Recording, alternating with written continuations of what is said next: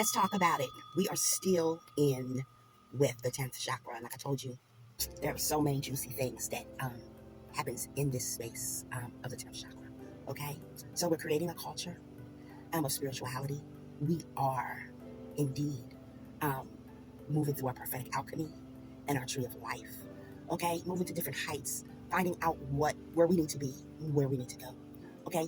This is the gates, all right, of the Ophanim and the Seraphim. Okay? This is the flames, the wheels of fire, where spirit, where the judge and the witness, like I said in the last video, where you will begin to also be tested. And now the angels have taken account of who you are.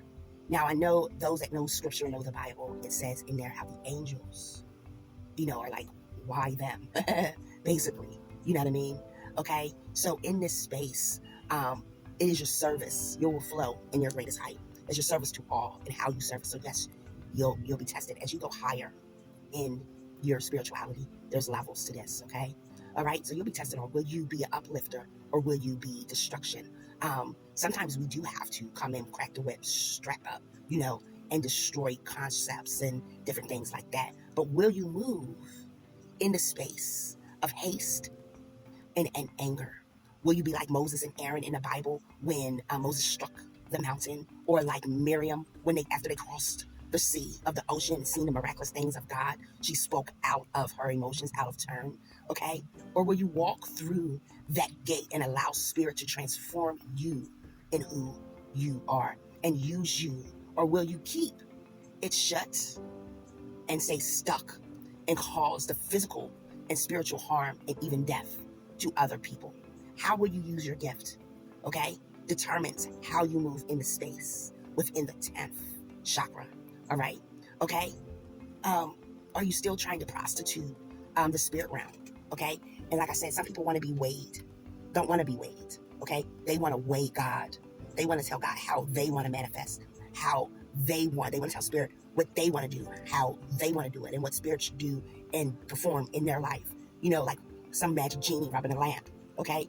How will you choose to shape your path determines your flow in this space.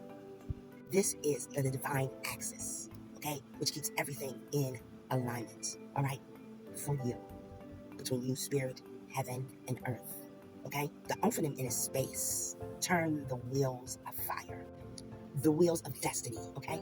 People like to demonize the spiritual circles or the mystic wheel of the year, okay, of times and seasons of worship and alignment and rituals that we practice, okay? Ancient practices were here before all of these religions and things took place, okay? And connect to the earth's frequency. The seraphim in this space, what they do in this is they take you through the levels of development, okay? Just like your levels of development in your human body, from child to adult, okay? What they do is they burn away what no longer serves you, your ego, okay? Those things that you've, allowed spirit to move, them blockages within your life, okay? So they burn that stuff away, but will you allow them to, okay? Will you allow the Ophanim to help you to flow into your destiny and the seraphim to burn away what no longer serves you? Or will you still have some kind of spiritual attachment, to dark energies or negative energies or those things that have built up in you? Or will you allow it to be released? So in this space, your heart has to truly surrender, okay? In order for you to be the tongue of fire, the prophetic voice, the oracle, the mystic, that you are called to be the anointed, your heart has to truly surrender to open and to access this gate. Because in this gate, you gain revelation and responsibility, okay? You are held accountable for everything that you do, you say, you touch, okay? How you move, how you breathe, okay? So you're getting your duties and your tasks. You're allowed to create and shift atmospheres, okay? And even in the lives of other people that you speak, okay? You can cause them to, you can either grow them or damage them, okay? In this space, all right? So a lot of people have access to space unlawfully. They think they are working for the divine, but they are yet being used by negative energies and forces, okay? In this space, like I said, you have to surrender totally, okay? Learn the alchemy, the arts of healthy practices, okay? Yield to the earth.